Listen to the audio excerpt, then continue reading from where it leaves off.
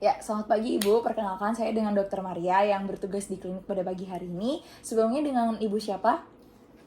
Ibu Maimunah, Oke, dengan Ibu Maimunah ya. Ibu Maimunah ini usianya berapa ya, Bu?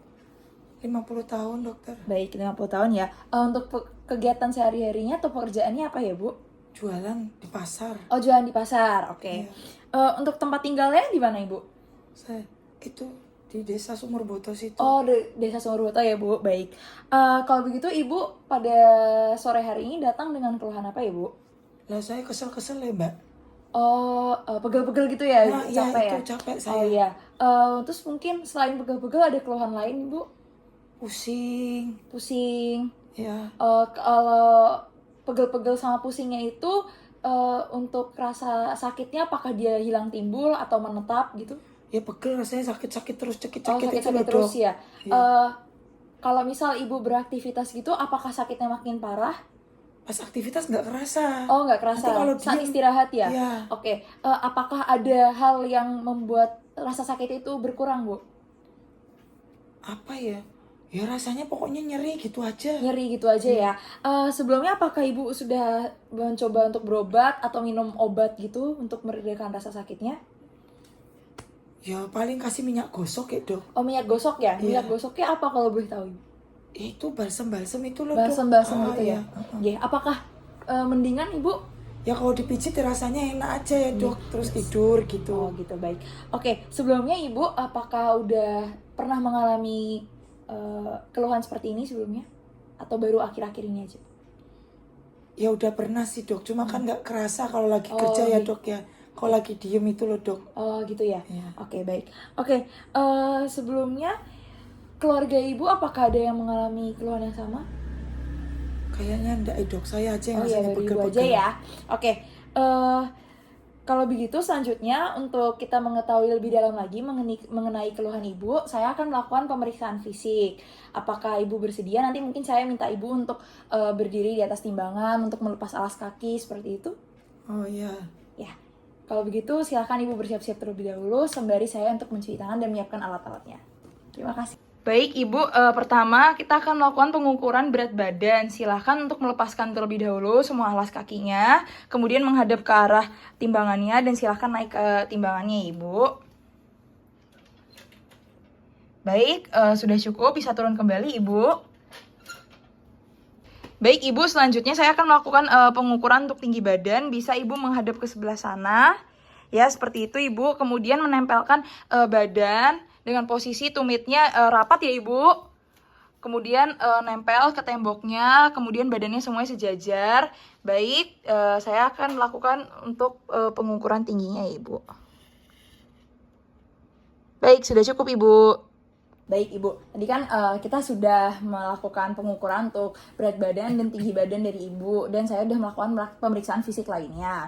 Dari hasil pemeriksaan fisik yang kita lakukan, kita sudah mendapatkan BMI Ibu, Body Mass Index Ibu, di mana BMI Ibu ini di angka 19 ya Ibu, yaitu masih tergolong normal.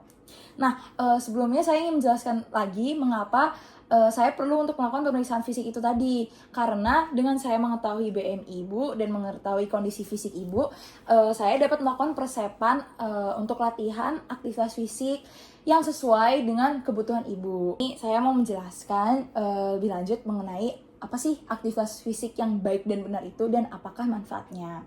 Jadi sesuai anjuran itu sebenarnya seseorang itu harus melakukan aktivitas fisik selama seminggu itu kurang lebih 150 menit. Dan itu tuh nggak langsung dalam satu hari 155 menit ya Ibu. Tapi harus dipecah-pecah. Misal dalam 5 hari, masing-masing hari itu 30 menit dilakukan aktivitas fisik. Seperti itu Ibu. Nah, mengingat tadi kan Ibu juga setiap harinya sudah melakukan aktivitas sedang dan berat setiap hari dengan intensitas sedang dan berat di waktu yang cukup lama ya Ibu. Jadi soal itu saya tidak bermasalahkan. Namun di sini yang perlu saya tekankan adalah mempertimbangkan juga dengan kemampuan tubuh Ibu dan usia Ibu, aktivitas fisik itu harus dilakukan dan disesuaikan dengan kemampuan tubuh seseorang Ibu. Dan kita harus mempertimbangkan nih, misalnya seperti Ibu, misal ada cedera di lutut, kita harus fokus untuk melakukan aktivitas fisik itu yang bukan justru jangan sampai dia tuh membebani lutut atau memperparah cedera atau membuat cedera lain pada tubuh ibu. Seperti itu, makanya tadi saya melakukan pemeriksaan fisik, menghitung BMI ibu, menanyakan mengenai usia dan riwayat ibu, seperti itu. Nah, di sini saya lebih ingin menyarankan aja ibu, mungkin untuk aktivitas fisik yang berat bisa dimulai dikurangi ibu. Misal kalau angkat beban pun, kalau terpaksanya harus angkat barang gitu, mungkin bisa dicicil-cicil ibu, angkatnya kecil-kecil, jadi nggak langsung banyak berat gitu kan, bebannya kan sakit pinggangnya ya ibu ya. Tadi kan ibu juga bilang pegel-pegel lah, sakit lutut lah, dan lain sebagainya seperti itu ya ibu. Nah, di sini saya juga mau menjelaskan ibu. Mungkin kan seperti yang kita tahu, aktivitas fisik itu kan biasanya yang kita lihat kan olahraga yang berat-berat kayak gitu ya ibu. Nah, ada alternatifnya ibu, contohnya dengan melakukan tari yang simple-simple. Nah, ada alternatif tari ibu, contohnya kalau ibu-ibu di deket-deket sini tuh biasanya pada senam ibu, senam pagi di hari Minggu, atau ada yang baru sekarang namanya line dance ibu. Apakah ibu pernah dengar sebelumnya? Pernah.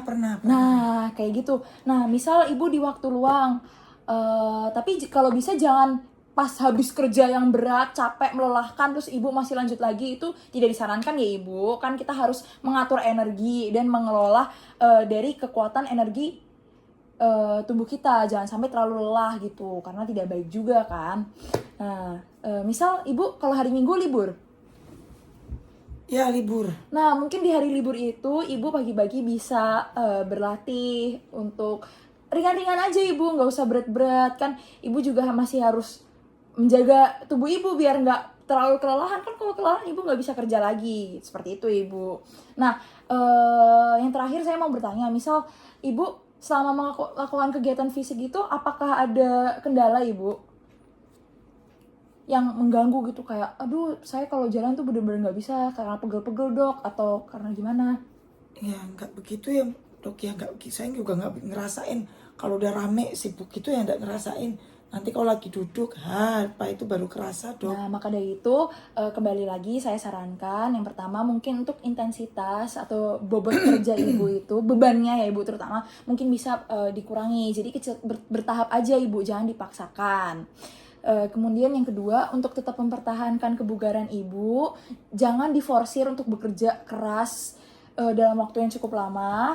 Dan di hari libur, kalau ada waktu senggang juga, silakan ibu tetap untuk berolahraga, aktivitas ringan, misalnya di senam atau line dance, seperti itu ibu. Nah, apakah ada yang mau ditanyakan kembali ibu?